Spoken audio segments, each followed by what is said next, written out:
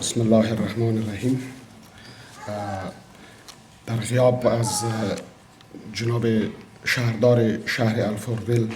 لوک کاغوناس و همچنین از رئیس انجمن کلبه دوست بانو صابر سخی، معاون کلبه دوست جناب آقای رضا رضایی و از همه شما عزیزان و دوستانی که اینجا تشریف آورده اید اجازه میخوایم تا چند کلمه را خدمت شما به عرض برسانم و همچنین این گرد همایی را برای انجمن کلبه دوست، برای شهرداری شهر الفوربیل و برای همه شما عزیزان این شهر از صمیم قلب تبریک عرض میکنم.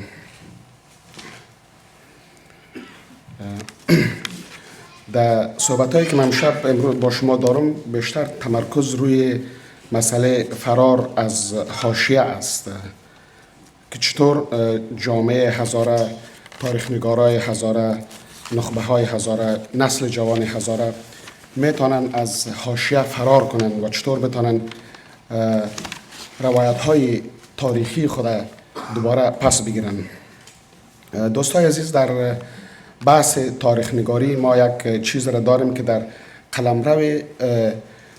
روایت هاست. تاریخ نگاری در حقیقت همش یک قلمرو از روایت هاست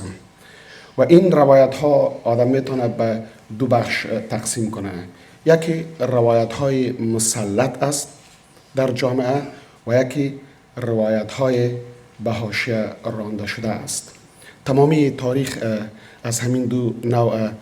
روایت ساخته شده. جامعه افغانستان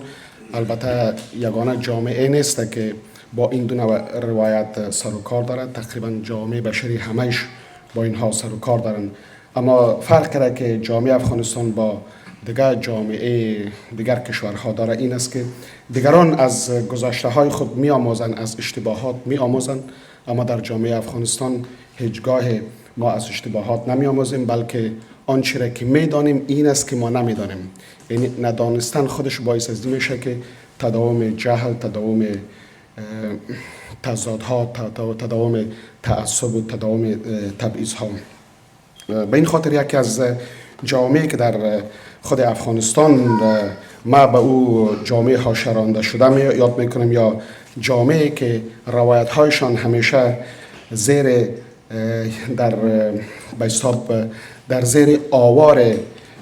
روایت های مسلط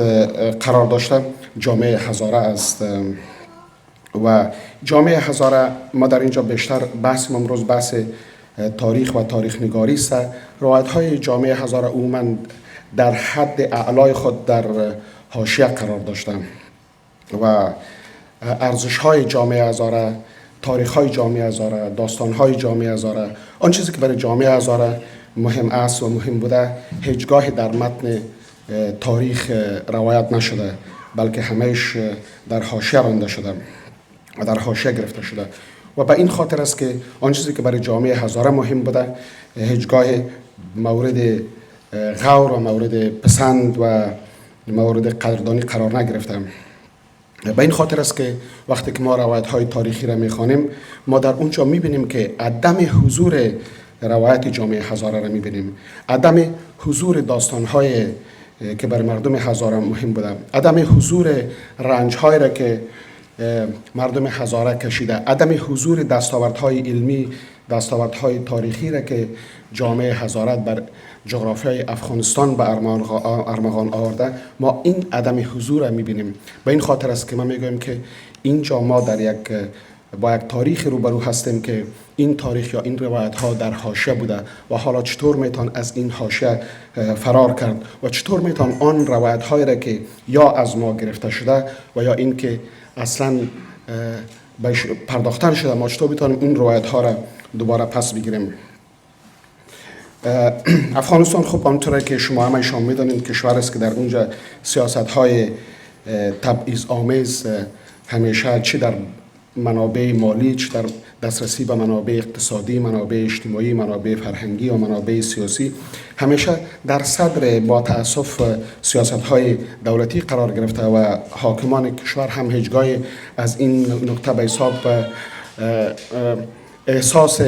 به حساب در انگلیسی اگر بگیم که شای نبوده، یعنی احساس شرمندگی نمیکرد، یعنی احساس از این نمیکرد که به حساب این پنهان کنه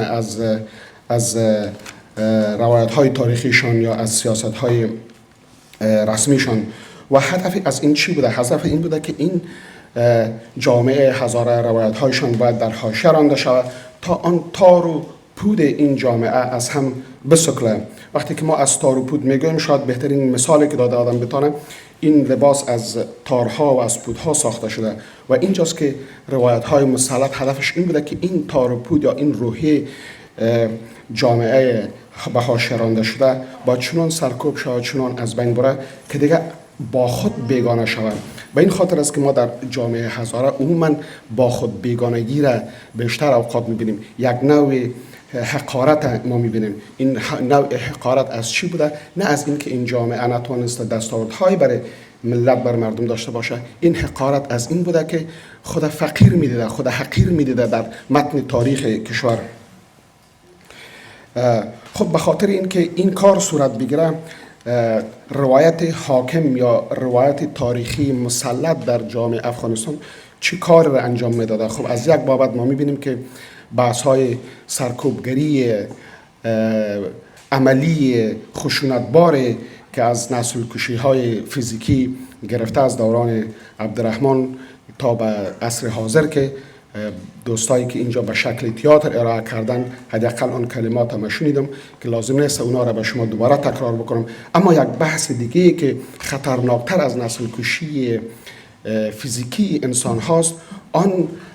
کشتن روایت است،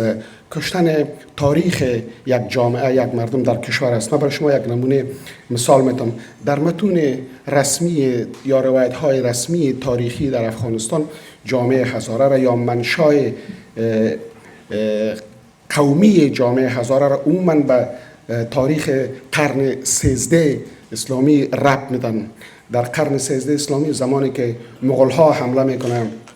در خراسان، یورش میبره و در اینجاست که جامعه هزاره را، تاریخ هزاره، منشه قومی، منشه فرهنگی جامعه هزاره را ربط میده به این اقوام به حساب یا این لشکریان مغول ها. این دلیل داره از خود. دلیل این است که اول برای جامعه هزاره چنان تلقین کنه یا چنان بفهمانه و بعد هم برای دیگر جامعه داخل افغانستان و بیرون افغانستان که آن مردم را که شما با ایش سر و کار دارین زیر نام هزاره، اینها کسایی است که از قرن 13 به این سو در افغانستان جایگزین شده و چون از قرن 13 به این سو جایگزین شده و این جایگزینی هم تصادفی نبوده، بلکه با یورش مغول ها بوده، با یورش چنگیز بوده، هلاکو بوده، با قتل عام هایی که صورت گرفته. پس اینجاست که این جامعه هزاره هم از لحاظ تاریخی منکر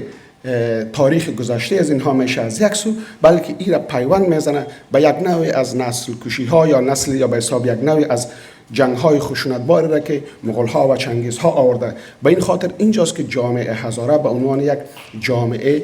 بیگانه قلمداد میشه در تاریخ افغانستان و این بیگانگی را برای جامعه هزاره تلقین میکنه که اینها بیگانه هستند و نه تنها این که بیگانه هستند بلکه حقیر هم هستند. و اینجاست که ما در یک موقف قرار میگیریم در رویارویی با روایت های تاریخی که ما نه تنها این که خود در اونجا نمیبینیم، نه تنها این که حضور نداریم، بلکه یک حضور خیلی نادرسته، یک حضور خیلی اسطوره‌ای، یک حضور خیلی کاذب را برای ما شما این تاریخ های مسلط می سازند. و بر اساس این حضور به حساب کاذب است که برای جامعه هزاره ساخته میشه. اینجاست که بعد امیرهای به حساب به هر نوعی که نامهایش شما میخواهید یاد بکنید، دیگر احساس پیوند عاطفی بین جامعه هزاره و پیوند عاطفی با دیگر اقوام، تاجیک، ازبک، پشتون، هندو، قزلباش، بیات، با اینها همه چی میشه از بین میره، به خاطر اینکه هزاره به عنوان یک قومی یا یک جامعه بیگانه معرفی میشه. در اینجاست که این پیوند ارگانیک دیگر نه تنها اینه که به وجود نمیاد، بلکه یک پیوند خشونتبار از این به وجود میاد. و اینجاست که این خطر تاریخی یا این خطر عدم حضور از یک طرف و حضور کاذب از دیگر طرف باعث از این میشه که یک نوع از چرخه خشونت باطل در کشور به وجود بیاید و این تبعیض و حاشیه راندن شدن به شکل بسیار سیستماتیک در تمامی قرن بیستم ادامه پیدا میکنه که در آخر قرن 20 شما میبینید که دوره اول طالبان است که این دوره اول طالبان وقتی که در سر قدرت می آیند با کشتار بسیار بیرحمانه همه مردم ولی بیشتر هزاره ها توسل میشه که خشونت بارترین همش که بیشتر شما او را هم میدانید در ماه آگوست سال 1988 در شهر مزاری شریف بود که طالبان بین 2000 تا 5000 غیر نظامی هزاره را قتل عام نمود و دیدبان حقوق بشر در گزارش امسال خود ایره کشتار مزاری شریف یک کشتار جنون آمیز یاد کرد و گفت که نیروهای طالبان به هر آن چیزی که حرکت میکرد به او شلیک میکرد. نکته دیگه ای که در حاشیه راندن جامعه هزاره حاکمان و روایت های مسلط در افغانستان از او سود جستن مسئله اعتقادات مذهبی جامعه هزاره، چون اکثریت مطلق جامعه هزاره پیرو مکتب تشیع در افغانستان است. به این خاطر این تبعیض قومی از یک طرف و تبعیض مذهبی از دیگر طرف باعث این میشه که این حاشیه راندن به مراتب بیشتر و بیشتر شود و اینجاست که از یک طرف از لحاظ قومی امیرهای مملکت با جامعه هزاره در خشونت بودن و از دیگر طرف ملاها یا مولوی های مذهبی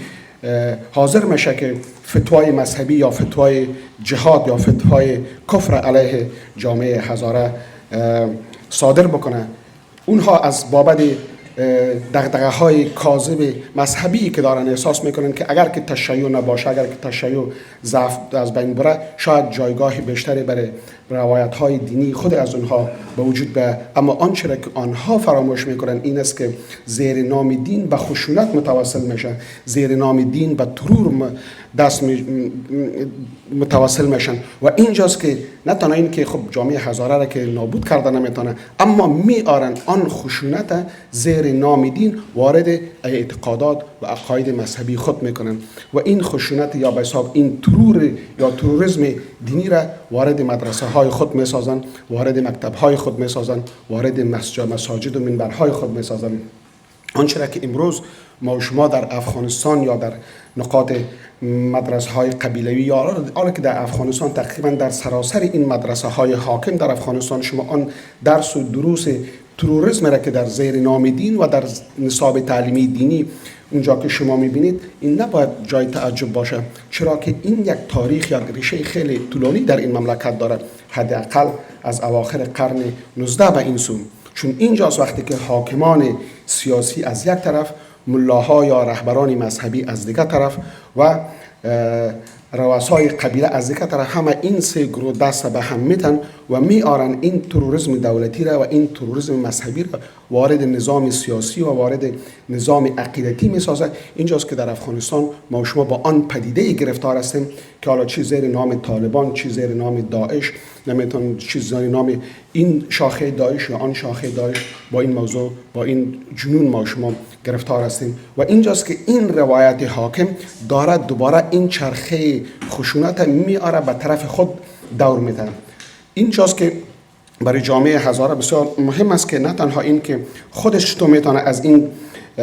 حاشیه فرار بکنه، بلکه بتونه در آینده هم آنهایی که گرفتار این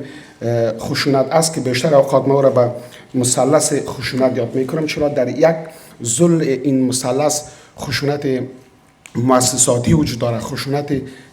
نهادها وجود داره که این نهادها را ما شما میتونیم به نام مکتب بگوییم، به نام مدرسه یاد کنیم، به نام دانشگاه یاد بکنیم، به نام منبرهای مسجد یاد بکنیم و در جانب دیگه از این خشونت فرهنگی وجود داره که این خشونت مؤسساتی این خشونت فرهنگی را تغذیه میده، غذایش برش آماده میسازه که زنها مثلا حق تدریس نداره، زنها حق انتخاب شوهر نداره، زنها حق کار کردن بیرون از خانه را نداره، زیر عنوان حجاب، زیر عنوان مسائل دیگه. این یک خشونت یعنی از فرهنگ مردم به یک فرهنگ خشونت تبدیل میشه. در ظل سومی از این مثلث خشونت مستقیم وجود داره و این خشونت مستقیم چی به شکل تروریسم جهادی بگویم یا تروریسم عملا قبیلوی مورد اجرا قرار میگیره که یک قبیله حاکم بره یک قبیله دیگر ترور بکنه، زمینش غصب بکنه، مال و داراییش بگیره، جایش در بده، مزرعهش در بده. خب این مثلث خشونت، جای این مثلث خشونت تنها میتونه در متن یک روایت تاریخی خشونتبار صورت بگیره. اگر که ما بتونیم این روایت تاریخی خشونتبار اگر ما بتونیم تبدیل به یک روایت کثرت‌گرایی بسازیم، به یک روایتی که در اونجا همگی خود ببینه، گذشته از این که بدون در نظر داشتیم که از چه قوم، از چه ملت و از چه مذهبی است، در اینجاست که ما میتونیم این نه تنها این روایت تاریخی تغییر بدیم و این تاریخ یا روایت های خود پس بگیریم، بلکه میتونیم افغانستان در کل به یک جامعه عادلانه تر و یک جامعه کثرت‌گرا تبدیل بکنیم. آنچه که در طول سالهای اخیر بخصوص در چند دهه اخیری که افغانستان نه تنها از یک طرف مورد خشونت‌های مختلف امپراتوری‌های بزرگ دنیا قرار گرفت، از انگلستان گرفته تا روسیه و امریکا و ناتو و اینها، و این بدبختی‌های فراوانی را به بار آورد به شمول مهاجرت. اما آنچه را که جامعه هزاره توانست در این دیار مهاجرت یا از این پدیده مهاجرت که خودش در حقیقت ناشی از یک نوع خشونت است، به عنوان یک فرصت استفاده بکنه و در کشورهای مختلف و در جاهای مختلف علم بیاموزه، تخصص بیاموزه و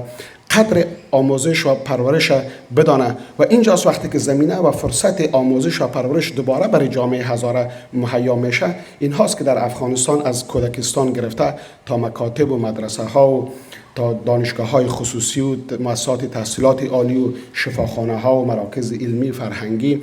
از ورزش گرفته تا مسائل اقتصادی، این جامعه می آید و از این طریق می خواهد این روایت های خود دوباره پس بگیره، می خواهد تاریخ خود، می خواهد جامعه خود، می خواهد خود به زبان خود معرفی بکنه. یک ورزشکار هزاره با گرفتن یک مدال طلا نقره در سطح ملی یا بین المللی نشان میده که یک جامعه هزاره در رابطه با ورزش چی نگاهی دارد، در رابطه با موسیقی چی نگاهی دارد، در رابطه با فرهنگ، در رابطه با آموزش پرورش و آنچه را که شما از امروز از حاج کاظم یزدانی قدردانی میکنید در رابطه با تاریخ و تاریخ نگاری و آن دانشنامه هزاره که اینجا در پیش روی شما است. این دانشنامه هزاره در حقیقت بازپسگیری روایت های تاریخی جامعه هزاره است، یا آنچه را که حاج کاظم یزدانی نوشته در حقیقت یک نوع از بازپسگیری این روایت هاست. کتاب خودم که انشالله سال آینده به چاپ برسه، در اونجا ما این روایت هایی که به حساب زیر نام منشای مغولی هزاره ها را در اونجا مطرح کرده در روایت های تاریخی به چالش کشاندیم و در اونجا من نشان دادیم که هزاره ها حداقل تاریخ 2500 ساله در این مملکت داره، جغرافیایش، اقلیمش، آب و هوایش، مردمش همش در اینجا ذکر شده. اما بر اثر این که این جامعه هزاره نبوده در متن سیاست قرار نداشته، در مرکز قرار نداشته، باعث شده که این روایت هایشان از پیشان پس گرفته شده. نکته آخری که بسیار زیاد مهمه، استفاده از تکنولوژی روز است، از تکنولوژی مدرن است. شما شاهد بودن که بعد از حمله به آموزشگاه کاج یک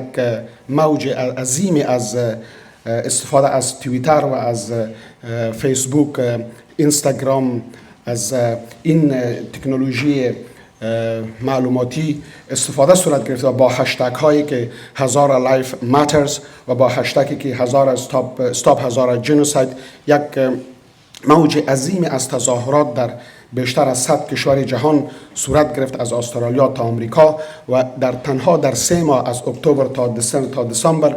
در حدود بیشتر از 10 میلیون بار هشتگ استاپ هزاره جنوساید مورد استفاده قرار گرفت و این هشتگ ها بیشتر از 1 بیلیون مرتبه توسط مردمان در سراسر کشورها دیده شد. خب این است که جامعه هزاره با توسل به علم، با توسل به تکنولوژی، با توسل به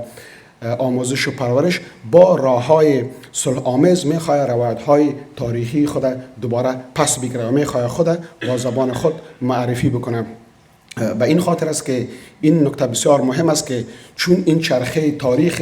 که در حالت برگشت است و جامعه هزاره را از حاشیه دوباره به مرکز آهسته آهسته میاره، این مهم است که با چه نوع ابزار جوانان هزاره، روشنفکران،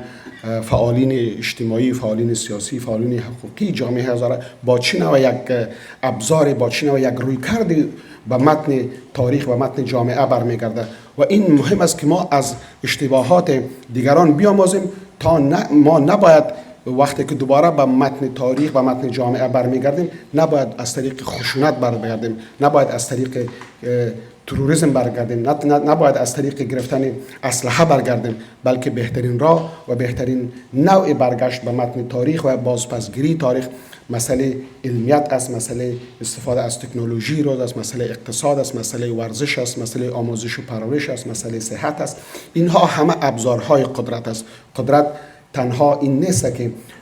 هزاره ها خود در چارچوب وزارتخانه ببینن، نه، وزارتخانه اینها وزیر این به مفهوم قدرت نیست. قدرت عملی و قدرت واقعی در اقتصاد است، در آموزش است، در علم است، در تکنولوژی است، در ورزش است، در فرهنگ است.